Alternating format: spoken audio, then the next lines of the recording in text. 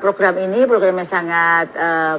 sangat membantu bagi Bapak Ibu guru agar bisa meningkatkan diri, memenuhi kualifikasi, dan juga akhirnya nanti akan sejahtera ya setelah berkesempatan 1 tahun ikut program ini. Selanjutnya ikut PPG guru tertentu yang akan kita layani khusus untuk yang pemenuhan kualifikasi ini.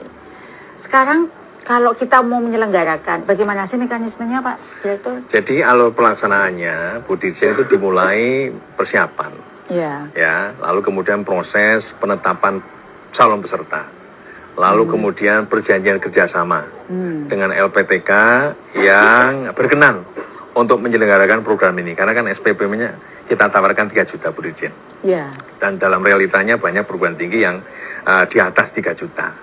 Lalu kemudian LPTK tersebut melaksanakan pembelajaran dan juga pelaporan. Nah, pada tahap persiapan ini, maka kami melaksanakan verifikasi dan validasi data peserta yang utamanya adalah memenuhi persyarat usia 50 sampai 55 tahun berdasar data di Dapodik. Ya. Oke. Jadi itu tadi ya mekanismenya Bapak Ibu. Untuk Ibu Guru supaya dapat melakukan bagaimana caranya bagi Bapak Ibu Guru?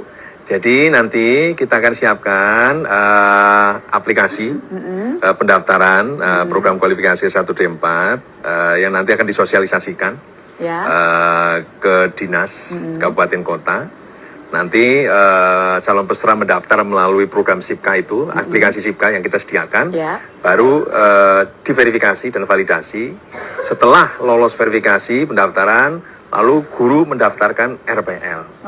Nah, nanti verifikasi dilaksanakan oleh LPTK. Jadi dia nggak akan ganggu jam kerja ya? Tidak, karena kita nanti akan melaksanakan moda perkuliahan online. Oh, jadi Bapak Ibu nggak usah khawatir. Pokoknya yang kualifikasi jangan takut ya. Guru kan pembelajar sepanjang hayat. Dia bilang, umurku sudah 50, nggak usah. Harus semangat Bapak Ibu ya, karena nanti kita akan beri bantuan. Selain itu juga pembelajarannya tidak akan mengganggu jam kerja, akan dibimbing oleh dosen. Yang pasti kita ingin Bapak Ibu semua memenuhi kualifikasi. Ya, dan bisa harus, juga nih, Bu Dirjen, maaf. LPTK juga bisa melaksanakan blended learning. Nah, misalnya adalah tatap muka di hari yang guru tidak mengajar, misalnya Sabtu Minggu. Jadi itu ya. Jadi nanti ada LPTK yang blended. Kalaupun blended, dia pasti dipastikan tidak akan mengganggu jam belajar. Sebelum saya melanjutkan, ini saya kebetulan baca pertanyaan nih, kapan batch 2 PPG dimulai gitu. Saya spill sedikit ya Bapak Ibu, ini sekarang lagi pendaftaran seleksi administrasi. Tapi hingga mau ditutup ya, sebentar lagi loh ya, nggak lama. Tapi belum banyak loh yang daftar. Bapak Ibu kalau mau batch 2, ayo segera ikut seleksi administrasi PPG-nya. Supaya Bapak Ibu tidak tertinggal untuk ikut PPG di batch 2 dan batch 3 ya.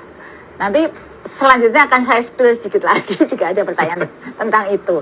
Kita kembali ke topik kita, karena tadi banyak sekali pertanyaan kenapa kapan batch 2 gitu. Lalu kapan PPG Prajab? Nanti akan ada PPG Prajab ya. Di tahun ini akan kita sampaikan di acara live yang lain. Tapi tunggu aja, nanti kita akan spill sedikit-sedikit bocorannya.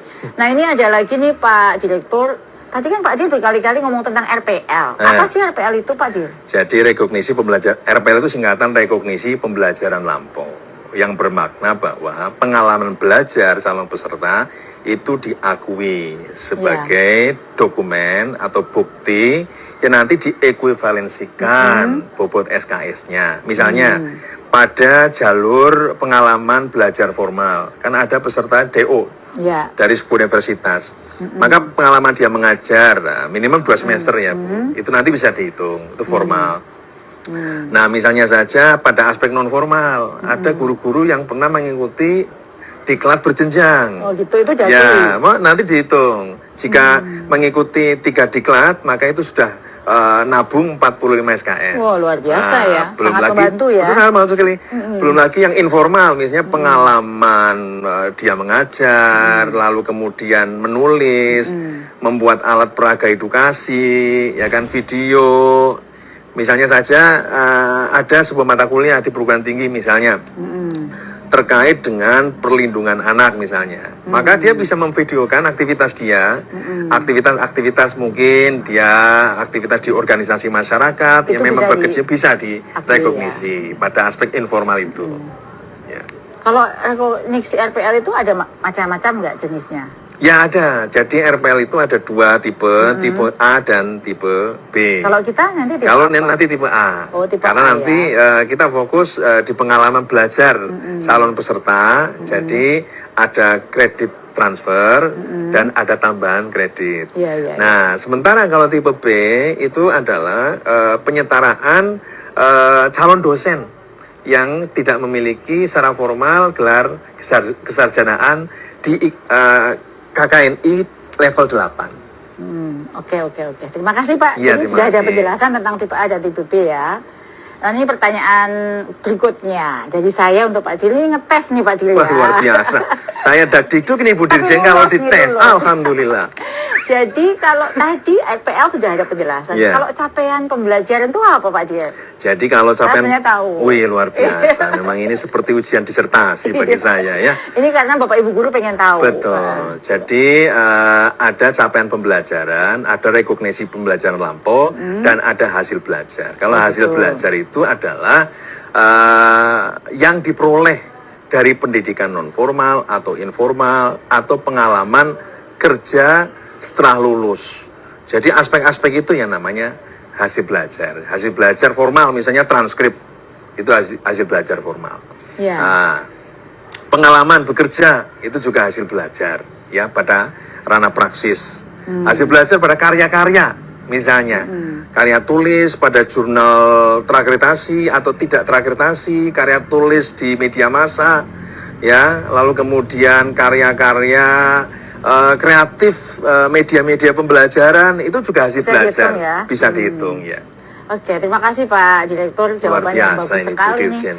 Sekarang untuk lebih rileks, minum dulu kopi. Wah, kopi lagi Bu Dirjen. Sepertinya memang kopi Mandailing ya, membuat semangat. Soalnya kalau nggak ngopi, kita namanya bukan ngopi acaranya. Betul, bisa kayak orang bareng nggak Bu Dirjen? Boleh. Iya. Pak Direktur Parto lucu ya. Kita mau lanjutkan kita sesi live ini dengan menjawab pertanyaan live dari Bapak Ibu Guru. Saya sebelum masuk ke pertanyaan tentang pemenuhan kualifikasi, saya spill lagi satu ya. Ada pertanyaan nih sebenarnya. Pertanyaannya, TW1 kapan cair? Nah kalau terkait dengan pencairan, kemarin saya sudah ada siniar ya, ada podcast dengan di Kemendikdasmen. Silahkan dicek di IG-nya Kemendikdasmen, itu sudah ada jawaban. TW1 kapan cair, kenapa belum cair, ya ada di sana. Nanti dicek di YouTube-nya Kemendikdasmen. Kemudian pertanyaannya tadi juga ada terjawab sedikit, kira-kira itu berapa semester? Mereka itu maksimalnya berapa semester sih Pak Direktur? Untuk RPL? Ya, kuliahnya? Ya, kuliahnya 1 tahun. Nah, Bapak Ibu yang 50 ke atas semangat ya, kuliahnya cuma 1 tahun, Bapak Ibu nanti dapat ijazah S1. Setelah itu nanti kami undang untuk PPG supaya Bapak Ibu dapat tunjangan. Jadi ini adalah benar-benar untuk memuliakan Bapak Ibu guru yang sudah senior berusia di atas 50 agar bisa juga sama sejahteranya dengan Bapak Ibu guru yang lain. Nah, kita masuk ke pertanyaan nih Pak Direktur. Ada pertanyaan dari Ibu Yunita. Pertanyaannya untuk saya nih ternyata. Pertanyaannya, apakah guru swasta juga dapat bantuan? Nah, Bu Yunita, sasaran untuk pemenuhan kualifikasi ini tidak ada dikotomi negeri dan swasta. Jadi sasaran program pemenuhan ini dapat meliputi guru ASN maupun guru non-ASN pada satuan pendidikan, bukan hanya PAUD tapi juga PAUD, SD, SMP, SMA, SMK, SLB. Nah saat ini porsi terbesar memang untuk guru PAUD dulu karena memang jumlah guru yang paling banyak yang belum S1 D4 guru PAUD. Semangat untuk guru-guru PAUD.